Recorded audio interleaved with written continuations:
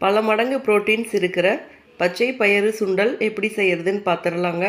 அதுக்கு 1 கப் அளவுக்கு பச்சை பயிறு எடுத்துக்கோங்க. தண்ணி ஊற்றி 2-3 டைம்ஸ் நல்லா வாஷ் பண்ணிக்கலாங்க. திரும்பவும் தண்ணி சேர்த்து ஒரு 5லேருந்து 6 மணி நேரம் ஊற வச்சுக்கலாங்க.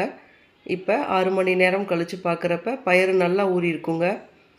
தண்ணியை வடிகட்டிட்டு அப்படியே பயிரை மட்டும் குக்கருக்குள்ளே சேர்த்துக்கோங்க. தேவையான அளவு உப்பு சேர்த்துக்கோங்க.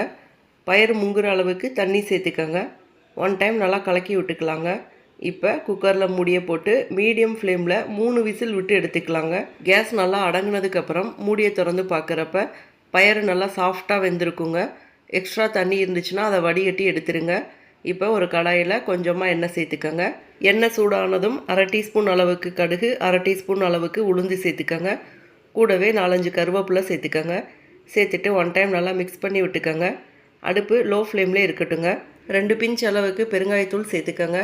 2 வரமிளகா கட் பண்ணி வச்சுருக்கேன், அதையும் சேர்த்துக்கலாங்க. இப்போ லோ ஃப்ளேம்லேயே வச்சு வதக்கி விட்டுக்கலாங்க. அடுத்ததாக வேக வச்ச பயிரை இது கூட சேர்த்துக்கலாங்க. சேர்த்துட்டு 1 நிமிஷம் அளவுக்கு நல்லா மிக்ஸ் பண்ணி விட்டுக்கலாங்க. அடுத்ததாக துருவின தேங்காய் பார்த்திங்கன்னா 2 டீஸ்பூன் அளவுக்கு எடுத்து வச்சுருக்கீங்க. அதையும் சேர்த்து நல்லா கலந்து விட்டுறலாங்க. அவ்வளோதாங்க. நல்லா கலந்ததும் அடுப்பை ஆஃப் பண்ணிடலாங்க. ரொம்ப ஹெல்த்தியான பச்சை பயிறு சுண்டல் சூப்பராக ரெடி ஆயிடுச்சுங்க. இதே மாதிரி நிறைய ஹெல்த்தியான ரெசிபீஸ்க்கு நம்ம சேனலை மறக்காமல் சப்ஸ்கிரைப் பண்ணிக்கோங்க. தேங்க்யூ.